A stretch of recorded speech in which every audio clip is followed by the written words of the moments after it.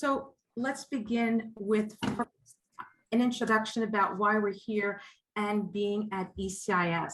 Well, first of all, it's a privilege for me to facilitate and being part of the ECIS family. And if you look at this, is just some demographics about where is ECIS has grown in the past. I'm just going to say the past 2 years, just really knowing that we've had Cam being our, say hi everyone. We have to say hello to Cam. Hi, Cam. So looking at the membership, can you believe there's over 500 membership communities, which I find absolutely astonishing. And then when you look at this, 40,000 educators, 40,000 from 82 countries, which is quite impressive. And when you're looking at special interest groups, that's something that I'm part of the Women Ed Special Interest Group. And those are just a group of educators who are just going into a specialized area that their real goal is to make contact and connections and collaborations in a certain area. So I don't know if Abby, I might be asking Abby to throw that link in there of the list of special interest groups. And they're always looking for people, and it's a wonderful resource. One thing I also want to mention about ECIS is some of the programs. I work with the Middle Leader Certificate, which is my honor. I just love it, working with middle leaders. They also have the Child Protection Certificate. Actually, my school just did this program with over 300 staff members, just did their certificate for child protection. And another area is awareness and global perspectives. I want to mention 2 additional features that have really been new.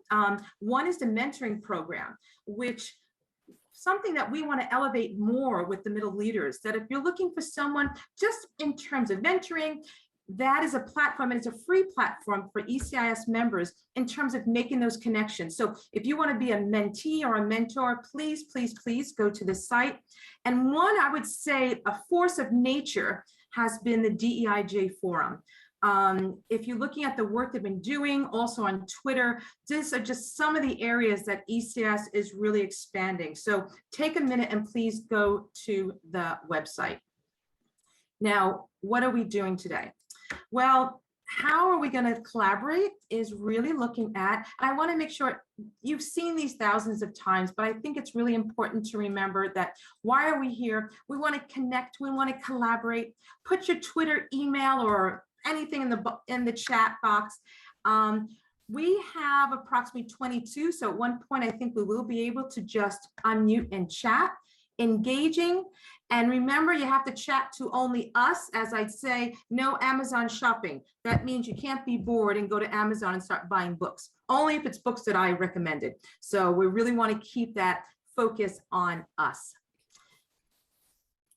How do we get started with the middle leaders? Well, we first want to create this as a platform or a hub for middle leaders. And the most important thing about the Middle Leaders Cafe is continuity. We don't want that drop in, drop out PD where you do a webinar, then you're like, what do I do now? This is based upon conversations that and feedback from middle leaders saying, listen, we want to have some continuity. We want to actually have a platform where middle leaders can connect. And this is how it started. So in the chat, you received a link, and Abby, I'm going to ask you, I'm going to put it in one more time. Thank you for those who are sharing. There is a link, and if you go to it, you are going to find not just the links for today, but also that shared folder. And that shared folder is every time we're together, we collate all the resources, and we meet about 8 times during the school year. So when you leave in June, you can actually say, these are my takeaways from the Middle Leaders Cafe. Our focus for today is to unpack niceness. We're going to have some breakout rooms. We're going to talk about a collective takeaways, and then obviously we'll have some closure. So let's begin with the idea of niceness. So where did that come up with? So we had a survey that was sent out, and we keep on sending the survey out via Twitter saying, what is it that you really want to talk about? And this is one of the topics that was asked. Like, how do we deal with what is a culture of niceness? And what is it? How do I work with it on my team? I'm a new leader. And how do I break or even eliminate that culture of niceness on my team? So before we move forward, I think the first thing I want to do is actually look at what is a culture of niceness. So would you take a minute and read this silent to yourself? I'm not going to read to you. Let me just go to, here we go. Now take a minute and just read this through.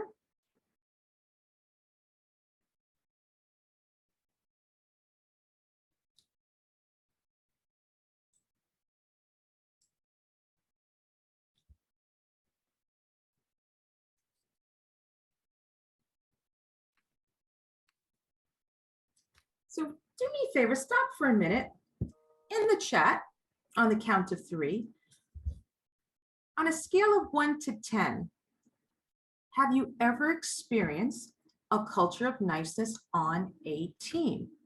Meaning it is that it's an underlying culture that inhibits that collaboration. It's almost like there's an appearance of harmony, there's an appearance of alignment, but in reality, there's often a dysfunctionality simmering underneath the surface, because usually there's a lack of honest communication or like intellectual bravery, innovation. So think of your number on a scale of 1 to 10. Don't put in the chat yet. Have you ever experienced a culture of niceness on your team? So let's see, 1, 2, 3. Please put your number 1 to 10, 10 being the highest. 7, 10, 5, 10, 10. Wow, lots of 10s. 8, yes. 6, 10, 7. Okay, they're pretty high. Thank you, Fishin. So we're talking about a good average of at least 8.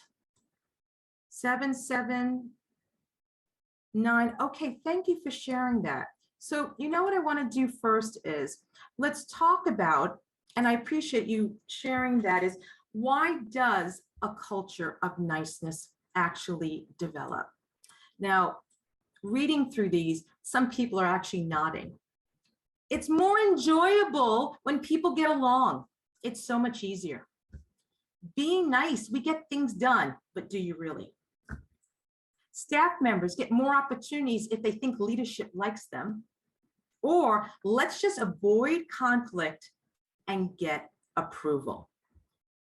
Now, to me, this reminds me of what some staff members might be thinking. And it actually goes down as simple as, oh, I want my team to really like me.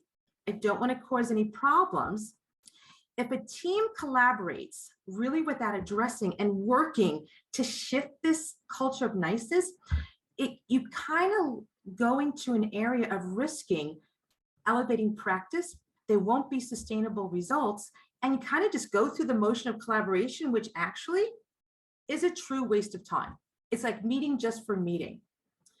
And reading some work by one of my favorite authors. So if you want to go on Amazon now, you can, is really looking at the work of Amy Edmondson, because she would be one of the first to talk about the idea of a culture of niceness is due to people, there isn't a psychological safety.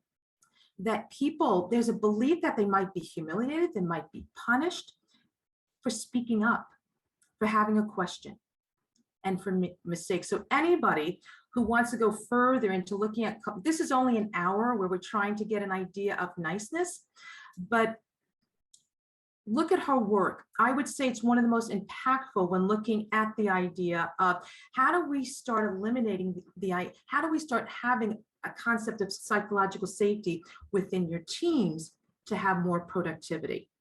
So when taking this further, it really is based upon a lack of trust, that teams are afraid, because if you don't have that sense of trust with your team, you are not going to put, there's a great expression I learned from a friend of mine who's English, and maybe some of the Brits out there can help me. Don't put your head above the parapet. Like you can, and first of all, I'm like, I didn't know there was a fort around here, but it means don't put your head above the others. And that lack of trust, they don't feel comfortable in fear of humiliation. I did mention Amy, and I wanted to make sure that I just presented 3 resources in terms of addressing psychological safety. Now, her books, I teach a class which is building and leading teams, and her references and resources is a core part of that course in terms of engaging your team. But you as the middle leader, it's your job to make those efforts intentional in terms of building that trust. It's not something that just happens. It has to be intentional. And when it came to, there's an incredible resource, which is the Center for Creative Leadership. And they talk about when promoting psychological safety in your team to break down that culture of niceness, because we know the culture of niceness due to lack of trust is, first of all, make it explicit. Actually tell your team, this is what your intentions are. And then you as the middle leader, you need to start opening up your toolkit and thinking of and really implementing ways where everyone in your team is speaking up. You might use visible thinking tools, you might use the National School Reform Protocols, but you as the middle leader have to ensure that you're getting equal voice. That's you as a facilitator, and that is a taught skill. Some people are magic at facilitation. Others, you just need some help, and I go to resources constantly, but this is intentional. The third, which some people don't use anymore, which I'm shocked because they're so powerful, is the idea of norms. And also norms provide a third data point that is not about you personally, but it's about what that organization states is the key elements of an effective meeting. And then you as the middle leader, how do you create space for new ideas? How do you facilitate those voices to be heard? And lastly, which there could be a whole 8-hour course just on productive conflict, which we're going to be talking about, and what is productive conflict. But before we go on, and I'm going to stop talking, because after I talk for so long, I know people are going to fall asleep, and you guys can't fall asleep yet. We're going to be talking about ways you can really combat this, but these are just some, how do you recognize it with your team in terms of this culture of niceness? Well, if your meetings are really quiet, no one wants to say anything, fear of admitting mistakes, you're blaming others, you're less likely to share ideas, or you're afraid of being laughed at. Culture of niceness also exists when you're moderating student work. So for example, the teachers on your team, when you're doing a team meeting, they rarely ask each other about their practices. They're focusing more on being polite to ensure that no one's feelings. So when looking at moderation of grading, if you're having those moments of subtle silence and you're not looking at the student work rather than the teacher, that's where you then have some challenges. Also, if you are doing moderation of grading, the teachers only share really their best student work. But are we really learning from those experiences? And lastly, teachers, when they're sharing some of their unsuccessful student work, they're making excuses rather than at one time reflecting on their own practice. But there's a hesitation to reflect your own practice, thinking that you would be judged as not an effective teacher. Now, I know this is a lot to take in, so that's when I start saying, let's take a break and get you guys to talk to one another. So what we're going to do now is we're going to have a breakout room, and I want you to use this prompt. What approaches could be used, or what have you used? Because many of you said you were a 10, you were a 7. What have you used to combat niceness? So this is what I would like you to do. We're going to a breakout room, and Abby, I think I'll stop sharing maybe, or you can make the rooms. In your rooms, there's only going to be 4 of you, and you're going to be there for 12 minutes. So that's quite a long time, because I really want you to engage with one another. I don't like when breakout rooms are too small, you don't have enough time. And select a speaker and a scribe, and make sure you introduce yourselves. And first of all, share what was your score that you got on a 1 through 10. And then within the 4 of you, the scribe is going to be providing will be, what am I saying, providing, will be writing down, what have you used as middle leaders? What strategies have you used to combat this culture of niceness? And then the speaker will come back and share. Hello, everyone. Wasn't that a nice long session? I love when the session, no, Zoe's like, no, it wasn't. Fanny's like, yes. Okay, speakers, are you ready? It was wonderful. I love that. We can make those connections. And if you like somebody, let them know it. Like, thank you for that conversation. Actually, we should do that right now. You can do a private chat to someone and just say thank you. Just write to someone right now and just say thank you. Appreciated your thoughts. Or if you want to tell everyone your breakout room was the best, go for it. I think affirmations are lovely. We don't get enough of them during the day. Ah, thanks, Kate. Yay, isn't it nice just to hear good things? My biggest joke is I remember I taught 6th grade for about 24 years. I know, I just love 6th grade. I love it. And you would have 16 parents who loved you, but then you'd have that one parent who just was like, wasn't always happy. And I called them my Harry Potter scream letter. Do you remember when the car was stolen and the letter flew into the cafeteria? And all of a sudden the letter arrived. And when it opened up and went, and it ate, did anybody see Harry Potter? You're just looking at me like she needs medication. No, oh my God, this is being recorded. Oh, this is even better. So that's the Harry Potter scream letter. And everyone gets one. And the problem is that one letter kind of makes you feel sad, but you forgot that 16 people or 16 kids love you. That goes the same with teaming.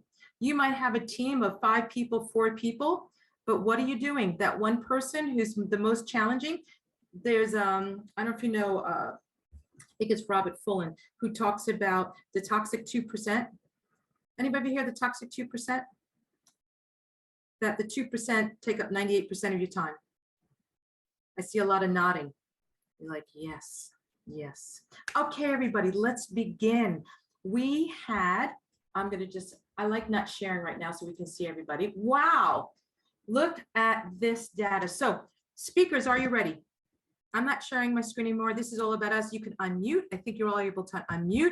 And you know what? Just a brief summary. You don't have to read what was written because we're going to share this out. Just a matter of what was your takeaway from the conversation. So let's start with breakout room 4. Who's the speaker? Is that my room? I don't know. So it said norms are useful, careful with introductions. Co-construction is useful. No? Who is room 4? That was Joanna and That was me. Yeah, I couldn't figure out which room we were anymore. I'm sorry. It's late in the day. We've been in school all day. So our team talked about how you have to be brave. You have to have courage to not let things go, and you have to be prepared to have those hard conversations with colleagues, and that takes a lot of courage. And it's really important to set up your norms of collaboration so that you can have that as the environment always when you're having these conversations or working together. And we talked a little bit about the multiculturalism of teams that we work in, that sometimes you have to gauge how you're going to talk to different individuals or the tone that you set. Especially our European experience was, the British might be a certain way, or the Germans or the Dutch or the French. We have multi-experience there. And Carla talked about how, those hard conversations, do you want to be the leader that's nice, or do you want to be the leader that's respected? Yes. That we have to really identify what our roles are and that our colleagues should know what we're supposed to be able to accomplish. Joanna, you said that. I think that's one of the biggest challenges of middle leaders, is that many middle leaders have been appointed internally within their school. So suddenly you have a friend that you were going to their home, and now suddenly you're going to have to use a third data point like norms to actually have that difficult conversation. And that's a really good point. Another point, Joanna, and anybody can just say, add on to what Joanna said, was the diversity of your teams. I am a very low contextual speaker. Did anybody ever read the culture map? Culture map? Thumbs up, thumbs down. Yes, I see some nods. please, please, please read this book as a middle leader. Erin Myers talks about the diversity of teams and the communication, and she looks at different variations of communication, but one is the idea of being low contextual versus high contextual. So I'm low contextual, and maybe it's because of my nationality as well. I'm a New Yorker, American, and I'm pretty clear. Like, you don't need to know about my value system or my culture. When I give directions, when I talk about certain directions, they are very explicit. You don't need to know about where I am in my family, where my family is in terms of the social. It's very, very low contextual.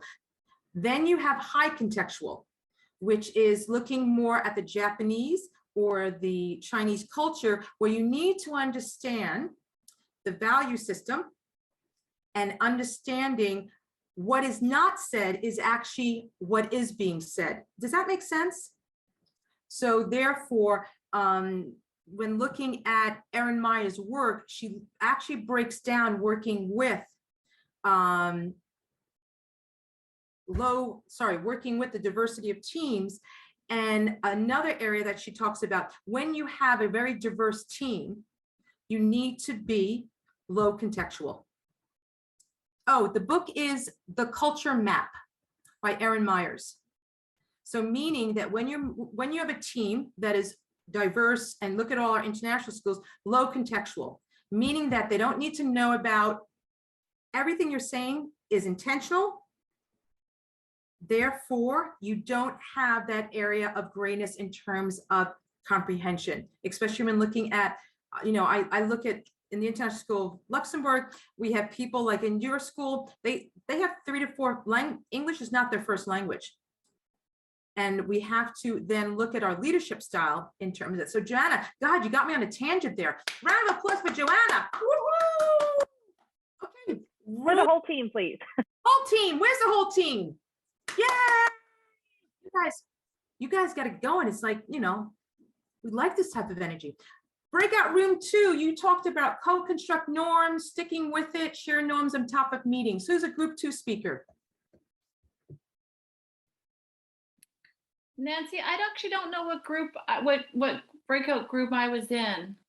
Okay, this one talks about group discussion times where everyone is required to share, either in writing or verbally, and using Post-it notes for anonymous sharing.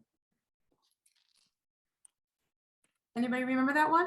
That was our group. We actually didn't pick a speaker, unfortunately. So what, you're it. Yeah, I got it.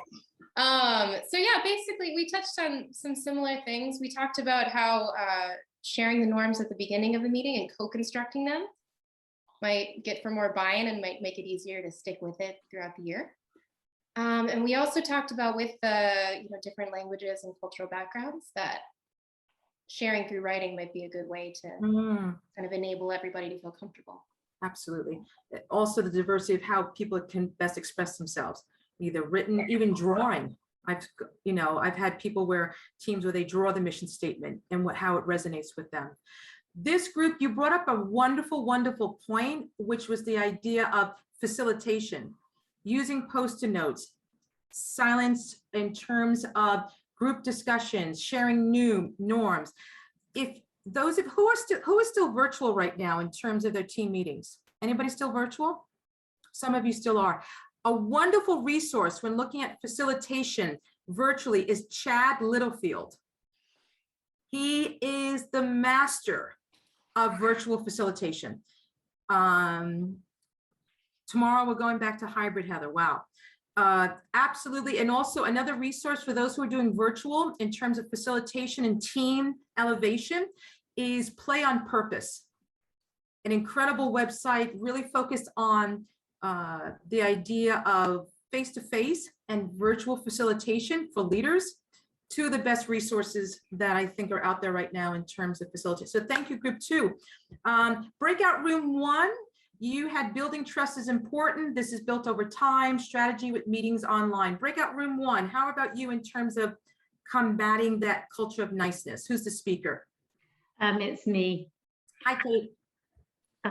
So I think we were breakout room 1. And we talked about a variety of things. We also talked, like I think other groups, about the idea of protocols that helps to give everybody a voice. And there's different ways of doing that, whether it's spoken or written, or even using something like a Padlet, which works well too. And then there was this idea, if you've got online meetings, there are opportunities to give people a chance to write anonymously. Yeah. There was also something which was suggested, yes, you can ask people what they feel, and then you can ask them what they think about the same thing, and try and separate those two things out, and it gives people a chance to voice their feelings or air their feelings, as well as then trying to think about it maybe more practically. And we also talked about the idea of building trust, and that gets built over time, and you kind of have to, I guess, walk the walk and build up that trust with colleagues. And you also brought up the idea of those protocols as well, in terms of, and the meeting norms. How many people, I saw this on one Padlet, present their meeting norms at the start of every meeting? Every meeting. We have a few. Excellent. How many people readjust their meeting norms 3 times a year to ensure they're still valid? Okay, we do. That's excellent. Some do. That's a practice. Some people even put their meeting norms within their meeting template, so you don't have 2 different. Yep, I see some great ones there. Yep, different teams act differently. Some schools actually have school-wide approaches to meeting norms, where, for example, Richard DeFore's template, his is one of the easiest when it comes to, when looking, I was just pulling something up that I love. When looking at trust, there's one approach that has been used with the middle leaders course that we talk about, and it's called actually the ABCDs of trust. And what that is, it's a very, if you were to Google building trust, you get like 30 million different types of actually infographics. This one is by Ken Blanchett. And what is really powerful about this model is, first of all, the simplicity. It's ABCD of trust. And it's something that I've seen some schools use it school-wide with the pastoral care, or all teams and leadership use this vocabulary. So A meaning, for example, you're always showing you're able. You demonstrate your competence. Those who took the building and leading teams, this should sound familiar. B refers to you're believable. You're always acting with integrity, no gossiping. The C refers to how are you connecting? How are you showing you care about others? And the D refers to, are you being dependable? Are you honoring your commitments? And this framework, I've seen schools put it around the school, the ABCDs of trust. And it becomes embedded in terms of conversations. Are you acting with integrity? They say, are we missing? You did not post the meeting highlights. You had a conversation, you were talking behind my back. Is that really your integrity? So it's just a very simple model, but yet it's quite powerful, because it also, in some schools, they apply it to the children and how they engage with one another. And it's from Ken Blanchard, the ABCDs. It's really, I think it's really quite powerful. So thank you, Kate. Next we have, I believe, room 6. Let's see what room 6 had. You had, sorry, we lost our scribe, but we have a speaker. Okay, room 6, who's your speaker? I love that. Yeah, so Nancy, we got started, and then our scribe unfortunately had a bad network and got disconnected. So I was in a group with Zoe and Kimberly, and we had a really nice conversation. And both of them have lots of experience with teams and this whole idea. And so we talked a little bit about our experiences and how, different sort of ideas. And one of the things that we talked about was trust and building that trust. And so this idea of like the third data point norms, or maybe just the fact that you're on a team that's really strong, that's gotten along really well, that has a bit of history, it sort of established those norms, as it's sort of progressed and grown together. Mhm. Then I think it was Zoe mentioned something, and she can correct me if I'm wrong, but I thought this was a really interesting concept. It's called the compassionate systems framework. Mhm. Okay, so basically it's, you know, these four roles, the mover, the opposer, the observer, or the follower. And the idea, I think, is that potentially you could assign people in your, yeah, those roles. And so that was interesting for me. And that for me was a big takeaway, because I said to Zoe, like, I think I sort of see myself as holding all four hats at some point in the meeting. But yeah, what a great idea. If we assign those roles, that really gives people more, perhaps more freedom or flexibility to take on a position they wouldn't otherwise. And Zoe, do you want to add on to that? Thank you so much, Carrie. That was brilliant. I love that you felt there was a takeaway definitely from that conversation. Zoe, you want to maybe also put a link in the chat for others who might not be familiar with the program? So tell us more, Zoe. Yeah, so yeah, I did a training about a year ago. It's a 4-day training with the compassionate systems framework out of MIT. It's called Systems Awareness Center, I think. I'll put a link in. And this 4-player model is just one of the many tools that you can use. You can either use it as like a way to analyze sort of relationships in a meeting, or I just suggested you could use it as a way to give permission for people to play a role in a meeting. No, I love the idea of also rotating those roles, you know, where someone, it might be a challenge for them to take on that role. There's other type of meeting structures that also have similar ideas, and that people take on a specific perspective when dealing with a topic. I don't know if you ever heard of de Bono's hats. That's another way that you can just, it's just another way when looking at a topic or a conceptual understanding, someone takes a specific perspective on that discussion, and it really, really makes them tune in. And I think, let's see if I can pull it up, de Bono's hats. While I'm doing that, I believe, thank you so much, Zoe and Carrie, that was excellent. And I'm glad we have a takeaway for that group as well and for all of us. How about group 5, please? I think that's our group. Okay, there we go. Okay, so I wrote this down because I don't see the slide, but this is my memory working here, is there were 4 of us in our group, and we talked about one thing is incorporating some social events to the extent that some schools are back in person a little bit, I guess, to have some just downtime with each other as colleagues, but not talking about work. That seemed to work with getting people feeling connected, and then I guess having a little bit of vulnerability and trust commingled, that, you know, when things come up, you can talk about it. Another thing was the challenge of when a leader is requested to do this role as middle leader, not necessarily apply for it, but basically told you are going to be the leader of this group, and that person having to navigate through how to manage all these different personalities and how to deal with that. Another point that was brought up is that since we're still kind of definitely in COVID times, we kind of want to be nice to each other. It's Yes. You know, we don't want to be like mean and harsh because we don't know what kind of day everyone's having. And if we're online, it's hard to read all those cues. So there's a little bit of trepidation, I think, leaning into some of this in general.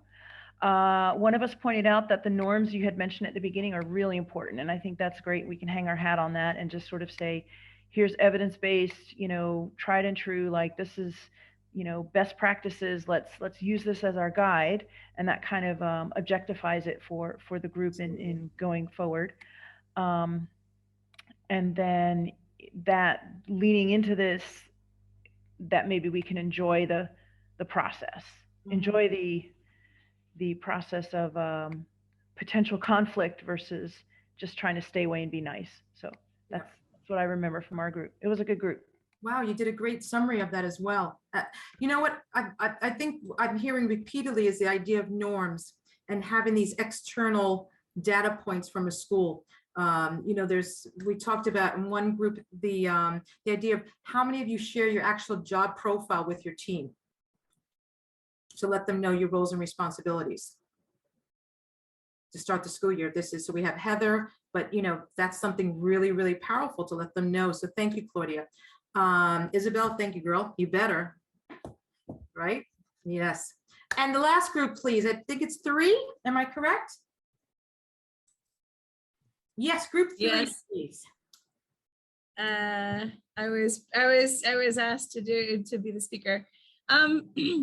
So we actually got stuck from the beginning. We were looking at the idea of what is nice, because like, and I brought it to the table. I said I honestly was asked a month ago to be nice in a meeting, and this is when I did actually bring out my job description and look at what is my job description. I will be professional. I promise to be professional. I don't know. Everybody's perception of what nice is different, and therefore, you know, I will follow these guidelines because I want to be a professional. And then, you know, because nice is different for every culture. So, in terms of we didn't actually get around to doing a lot of strategies other than, you know, we talked about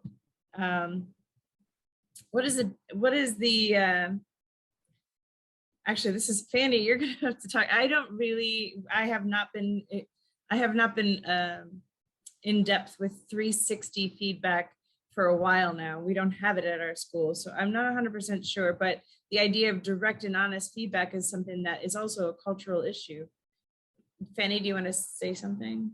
Thank you, Fanny. Thank you. I'll just add, yeah, because my team is very horizontal. So the 360 feedback works very well, but I would still feel a bit different if it wasn't the case then, because there's still that power struggle. So then I would prefer a coaching conversation or sort of a protocol where instead of being told what to change, how to be, then I would have a chance to share first. But yeah, we didn't really discuss that, but yeah. So, but I think you also, what brings up is the difference between looking at cognitive conflict versus affective conflict. So when looking at cognitive conflict, you're really focusing on, a task with cognitive conflict. It's not about the personality. So when it's affective, that's when you're blaming people or proving other people are wrong. So cognitive is that discussions can be spirited. I'm very spirited, but they're not emotional. And I think that's where you differentiate. And cognitive conflict actually leads to more creativity and more energy, unlike the affective feels very threatening. It's usually associated with really negative and very emotional feelings. And the difference is, as middle leaders, you have to facilitate those discussions. So you're working towards the cognitive conflict and not the affective conflict. And that really has to do with the facilitation. One resource, and I know our time, I could go on, we only have 2 minutes left. Like I had like another 8 slides, by the way, but I wanted to have us talk more than do a slide deck. And isn't this better? Like who wants another slide deck when it's 6 o'clock at night? Is Jennifer Abrams' book talks about, and everyone know Jennifer? She's brilliant. I love her. Read her books. Absolutely about having hard conversations and the idea of planned conversations. She talks about an outcome map, that if you know you're going to have a difficult conversation, you actually have to know what is your objective that you want from this meeting, rather than meeting with a colleague and saying, you're always late.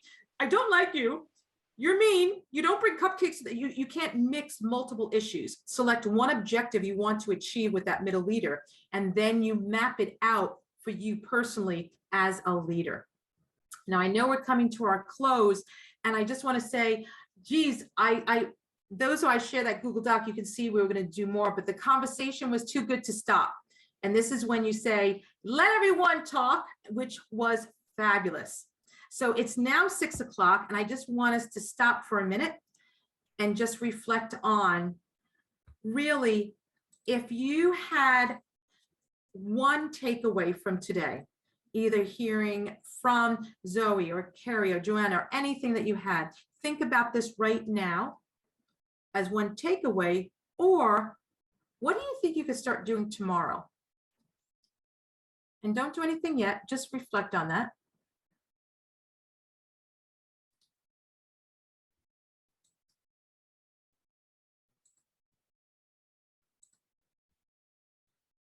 Please type it in the chat, but don't press send yet.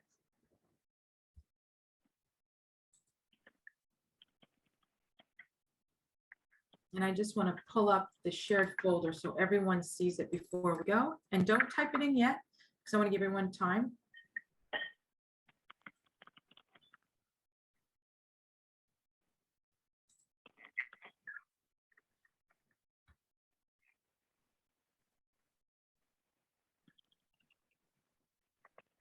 And before we share our takeaways, either what we could implement or what was your takeaway, either one, I just want to remind you about that shared folder. That shared folder is more than, I'm just going to pull it up. Sorry, I'm in my drive right now. It's more than just the resources. It's also a list of email addresses that if you need help with something, who could you contact? So I'm just going to share my screen just for a minute. I know I'm running about 2 minutes late, but I just want to make sure everyone has seen this folder that you should have the link for. So here we have middle leaders. Here was the September, October. Now this is the February. And when you go here, you'll see email addresses. And what that is people who are saying, listen, if you need help, oops, sorry, it's coming. It's a little slow. I think it's hard. If you need help with something, look at all these people who volunteered, who's given their role and their contact, that if you do want some assistance with anything, here are a group of people who are willing to help you. So if you know that, you know what, I can help somebody with, I don't know, maybe working with higher level English or facilitating a high school group, put your name here and just look at all of, this is what is so powerful about the cafe. We're trying to build a network where you keep on going to this list and saying, I saw you that you said you had some expertise when it comes to, let's say, networking, or please, this is a really important list. The other thing I want to share with you as well is the readings. If you have any questions, there's a question board. And the last thing is there is a survey. So if you have suggestions on topics, please just put in the survey. This is what I love about the cafe. Look at that list of people volunteering to help one another. Don't you love that? This is international education. I love it. Okay, are you ready to share on the count of 3 to go in the chat? 1, 2, 3, press send. Let's see what we have. ABCs of trust, reviewing meeting norms, being courageous. Lovely, Fanny. Looking forward to further ways to explore. Please, Catherine, Amy Edmonton's amazing. Heather, meeting norms, Richard DeFore, yes, Erin Myers' book. You have been amazing. What time is it? It's 3 after, so I'm not in trouble that much. You have been so kind. Thank you so much. I think we're going to have, I don't know if Cam's still on, but Sarah might be still on. We're going to have another cafe. So if you have suggestions on what would you like to talk about, or if you want to help facilitate, it's not just about me. Let somebody else get in there and we can co-facilitate something. Let me know. I don't know when the next one is. I have to check that out, Claudia. I think Sarah might know. Sarah, do you know when the next? No. We'll I don't. But we'll get a date together. Yes. There's one on Wednesday. Around a month's time, probably. There's one on Wednesday. But there's another one. The cafe is going to Asia. So there's another cafe coming up with the wonderful Helen Morgan. And she is, oh, she's a brilliant facilitator, gorgeous and a beautiful person. So before we go, I have kind of a little tradition I do, because I believe that we need to just make some contact with each other.